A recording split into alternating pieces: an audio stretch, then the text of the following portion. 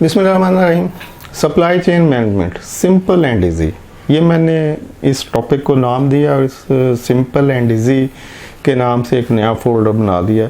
तो हम supply chain management को बहुत आसान तरीके से डिस्कस करने की कोशिश करेंगे, यानी उन स्टूडेंट्स के लिए जो बीबीए या एमबीए वगैरह कर रहे हैं सप्लाई चेन मैनेजमेंट में, ताकि वो जो थ्योरीज, कंसेप्ट, केस स्टडीज़ और डिफ़िकल्ट टर्म्स और ग्रॉसरी जो यूज़ हो रही होती है वहाँ पे, उसको ज़रा इजी वे में समझ सकें, अंडरस्टैंडिंग हो सके।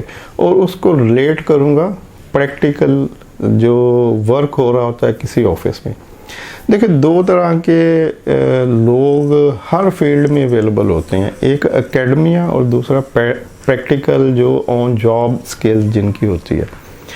एकेडमिया वाली साइड पे टीचर होते हैं जिनको प्रैक्टिकली इंडस्ट्री का इल्म नहीं होता, और ये बहुत बड़ा गैप है। सबकी बात नहीं कर रहा, कुछ जो कॉम्पिटेंट टीचर होंगे या कॉम्पिटेंट लोग होते हैं उनकी कोशिश होती है कि जो हमने पढ़ा है उसको इंडस्ट्री में भी जाके देखें या इम्प्लीमेंट करके देखें, और उन्होंने कुछ टाइम लगाया भी होता है, 1 साल 2 साल किसी इंडस्ट्री में लगाए, फिर इंडस्ट्री को छोड़ के दोबारा एजुकेशन की तरफ चले गए और उसी सब्जेक्ट की जो है वो लेक्चरशिप या आगे एजुकेशन की तरफ निकल गए।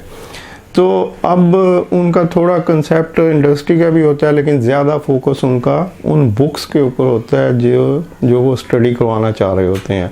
और तो वो बुक्स पढ़ते हैं, लेटेस्ट जो इन्फॉर्मेशन होती है मार्केट में उसको स्टडी करते रहते हैं, नए नए आर्टिकल देखते रहते हैं, फिर उनको स्टूडेंट को उसके मतलब वो एजुकेट करते हैं, और स्टूडेंट भी उन्हीं को अंडरस्टैंड करने की कोशिश करते हैं, उन्हीं के ऊपर बेस कर रहे होते हैं, उन्हीं के ऊपर एग्ज़ाम हो रहा होता है।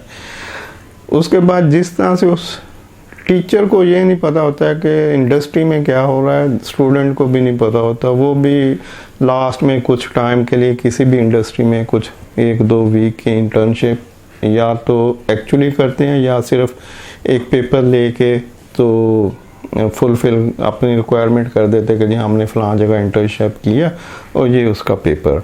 और उनको भी इंडस्ट्री के जो इंडस्ट्री के अंदर सप्लाई चेन रन कर रही होती है उनका कोई नॉलेज नहीं होता। और जब वो लोग सीट के ऊपर आते हैं तो खा वो एमबीए हो या पीएचडी हो, वो क्लर्क ही होता है, उसके पास बस कुछ कंसेप्ट होते हैं, लेकिन वहाँ उस इंडस्ट्री के अंदर जो चल रहा होता है वो इंटायरली डिफरेंट होता है।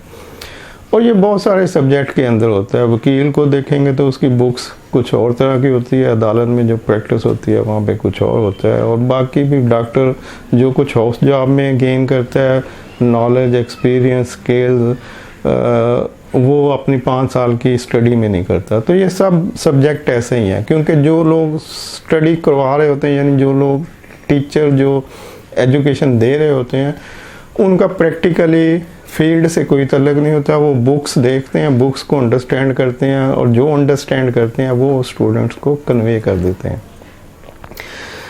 तो यहाँ पर मैं कोशिश करूँगा कि जो बुक्स में लिखा हुआ है उसको प्रैक्टिकली जो हम लोग इंडस्ट्री के अंदर इम्प्लीमेंट करते हुए आए हैं उससे रिलेट करके आपको आगे इन्फॉर्म करूं या आपको गाइड करूं।